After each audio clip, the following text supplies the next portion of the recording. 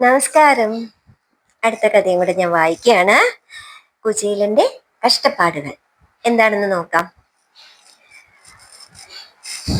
ഒരു ഭക്തി പരമ്പര ദൂരദർശനിൽ. ആ ഇത് നമ്മളിപ്പോ ടിവിയുടെ കാര്യമാണ്, ദൂരദർശന്റെ കാര്യമാണ് പറഞ്ഞുകൊണ്ട് വന്നത്. അത് കഴിഞ്ഞ് സീരിയൽ വന്നു. അതിൽ തന്നെയുള്ള ഒരു കഥയാണ് കുചേലന്റെ കഷ്ടപ്പാടുകൾ. ഫസ്റ്റ് സെന്റൻസ് വായിച്ചപ്പോ മനസ്സിലായതാട്ടോ. ഞാൻ ഇപ്പൊ കേട്ടു നോക്കാം. ഒരു ഭക്തി പരമ്പര ദൂരദർശനിൽ തകർത്താടിയിരുന്ന കാലത്ത് എഴുതിയത്. കുചേലൻ തന്റെ കുടിലിൽ നിന്ന് ദ്വാരകാപുരിയിലേക്ക് പുറപ്പെട്ടിട്ട് 6 ആഴ്ച കഴിഞ്ഞു. ഇപ്പോഴും ക്ഷീണ ശ്രീമാൻ പകുതി വഴിയേ എത്തിയിട്ടുള്ളൂ.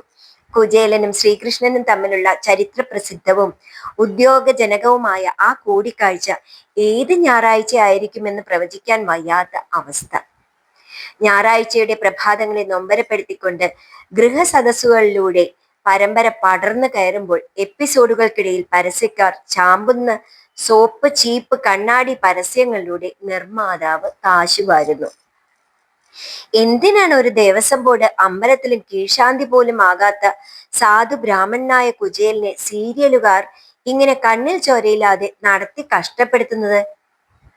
ഇത് ഞങ്ങളുടെ കുടുംബ പ്രശ്നം കൂടിയാണ്. ഭക്തി പരമ്പര വരുന്ന ഞായറാഴ്ചകളിൽ ടെലിവിഷൻ പെട്ടിയുടെ മുൻപിലിരിക്കുന്ന ഞങ്ങൾ പ്രാതലുകളായി താഴെ പറയുന്ന ഐറ്റംസ് കഴിക്കാറുള്ളൂ. വെള്ളയപ്പം, മുട്ടക്കറി, ഇഡ്ഡലി, ദോശ, സാമ്പാർ, ചട്നി, ഉപ്പുമാവ്, കടലക്കറി, പപ്പടം, പുട്ട്, പപ്പടം, പരിപ്പ് കറി, ഇടിയപ്പം, തേങ്ങാപ്പാൽ, ചപ്പാത്തി, ഉരുളക്കിഴങ്ങ് കറി.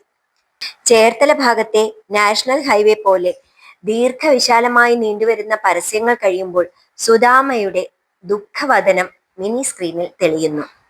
അതോടൊപ്പം മിസ്സിസ് സുധാമയുടെ കണ്ണീർ ചാലുകൾ ഒഴുകുന്ന മുഖവും.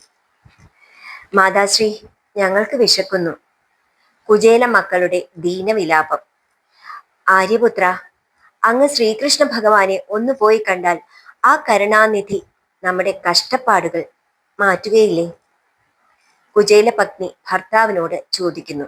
ഇന്റർനാഷണൽ ഫ്രണ്ട്ഷിപ്പ് ട്രീറ്റിയുടെയും മറ്റും കാര്യം പറഞ്ഞ് കുചേലൻ വിഷയം മാറ്റുന്നു. പെൺചൊല്ല് കേൾക്കുന്നവൻ പെരുവഴിയിൽ എന്ന പഴമൊഴി കേട്ടിട്ടുള്ളത് കൊണ്ടാണോ കുചേലൻ ഭാര്യയുടെ ആവശ്യം ഗൗനിക്കാത്തത്? വീണ്ടും 4 കുട്ടികളുടെ ദീനരോധനം. അമ്മേ, ഞങ്ങൾക്ക് വിശക്കുന്നു. മടിയിൽ ചപ്പാത്തി പാത്രവും വെച്ച് എന്റെ ഭാര്യ കരയുന്നു. കണ്ണീരിന്റെ ഉപ്പ് എക്സ്ട്രാ ആയി ചേരുന്നത് കൊണ്ട് ഉരുളക്കിഴങ്ങ് കറിക്ക് ഉപ്പ് കൂടുന്നു. എനിക്കും സങ്കടം വരുന്നുണ്ടെന്നാണ് ശ്രീമതിയുടെ കണ്ടുപിടുത്തം.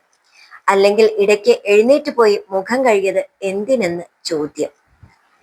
ഞങ്ങളുടെ ഭവനത്തിൽ മാത്രമാണ് ഞായർ പ്രഭാതങ്ങൾ ദുഃഖസാന്ദ്രമാകുന്നത് എന്ന് കരുതുന്നത് തെറ്റ്. പല വീടുകളിലും സ്ഥിതി ഇത് തന്നെയാണ്. പരമ്പര ഒഴുകിയ ഒരു ഞായറാഴ്ച ഞാൻ കോഴിക്കോടായിരുന്നു.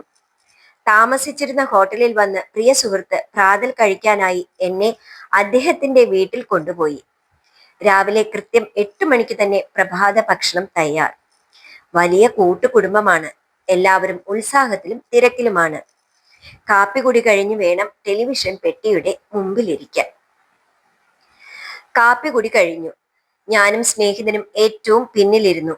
മുൻപിൽ ആദ്യ വരിയിൽ കുട്ടികൾ, പിന്നിൽ അവരുടെ അമ്മ, ചിറ്റമ്മ, അമ്മായിമാർ. 1 ഡസൻ പരസ്യങ്ങൾ കഴിഞ്ഞപ്പോൾ ഭക്തി പരമ്പര തുടങ്ങി. കീറിപ്പറഞ്ഞ വസ്ത്രവുമായി കുചേലൻ വേച്ചു നടക്കുന്നു. ഒരു കാലിന് പണ്ടേ സ്പെല്ലിംഗ് മിസ്റ്റേക്ക് ഉള്ള ആളാണ്. ഇടയ്ക്കിടെ വീട്ടിൽ ദാരിദ്ര്യ ദുഃഖത്തിന്റെ ഫ്ലാഷ് ബാക്ക്. ശൂന്യാകാശത്തിൽ ഒരു അമേരിക്കൻ ചാര ഉപഗ്രഹത്തിലിരുന്ന് ഭഗവാൻ ശ്രീകൃഷ്ണനും 2 പത്നിമാരും ഭൂമിയിലെ ഈ ദുരിത കാഴ്ച വീക്ഷിക്കുന്നു. അങ്ങ് എന്തുകൊണ്ടാണ് അങ്ങയുടെ ക്ലാസ്മേറ്റായ സുധാമയെ ഇങ്ങനെ പരീക്ഷിക്കുന്നത്? കഷ്ടമുണ്ട്. അദ്ദേഹത്തിന്റെ കുടുംബത്തിന്റെ അവസ്ഥ കണ്ടില്ലേ? രുക്മിണി ചോദിക്കുന്നു.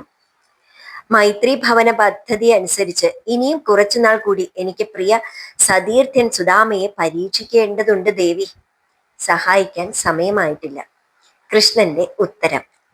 കുചേലൻ വീണ്ടും നടക്കുന്നു. സദസ്സിലെ സ്ത്രീകൾ മൂക്ക് വിറപ്പിക്കുകയും കണ്ണുനീർ വീഴ്ത്തുകയും ചെയ്യുന്നുണ്ട്. അതിഥിയായ ഞാൻ അത് മനസ്സിലാക്കാതിരിക്കാൻ അവർ പ്രത്യേകം ശ്രദ്ധിക്കുന്നു. കൃഷ്ണ കുചേല സമാഗമം നടന്നാൽ ഉടൻ കുചേലന്റെ ഷേപ്പ് മാറുമെന്നാണല്ലോ നാം പുസ്തകങ്ങളിൽ വായിച്ചിട്ടുള്ളത്. കുടിൽ കൊട്ടാരമാകും, കുചേല പത്നി സ്വർണ്ണാഭരണം വിഭൂഷിതയാകും, മക്കൾ 4 പിന്നെ ജിലേബി മാത്രമേ തിന്നുകയുള്ളൂ. പക്ഷെ നടപ്പില്ല. പരമ്പര പിടുത്തക്കാർ അതിന് സമ്മതിക്കുകയില്ല. കാര്യങ്ങൾ ശരിപ്പെടാൻ ഇനിയും നാളുകൾ കഴിയും. ഇടയ്ക്ക് ഒരു ഞായറാഴ്ച ഞാൻ വീണ്ടും യാത്രയിലായിപ്പോയി. കുചേല ദർശൻ കാണാൻ കഴിഞ്ഞില്ല. വീട്ടിലെ വിശേഷങ്ങൾ അറിയാൻ ഭാര്യയെ ഫോണിൽ വിളിച്ചു. കുചേലൻ എവിടം വരെയായി? ദ്വാരകയിൽ എത്തിയോ? ഇല്ല, പകുതി വഴിയായിട്ടുള്ളൂ. ഭാര്യ: പാവം കുചേലൻ കല്ലും മുള്ളും നിറഞ്ഞ കാട്ടുപാതകളിലൂടെ എപ്പിസോഡുകളിൽ തട്ടി വേച്ച് വേച്ച് നടക്കുന്നു. ഈ പോക്ക് പോയാൽ അദ്ദേഹത്തിന്റെ കുടുംബം വെളുക്കുന്നത് കാണാൻ നാം ഇനിയും കാത്തിരിക്കേണ്ടി വരും. ഞാൻ എന്താ അതിന് പറയാ? TV സീരിയലുകളെ ചെറുതായി ഒന്ന് കളിയാക്കി വിടുകയാണ് നമ്മുടെ എഴുത്തുകാരൻ ശ്രീ ഗോപിനാഥ് പനങ്ങാട്. വീണ്ടും കാണും വരെ നന്ദി, നമസ്കാരം.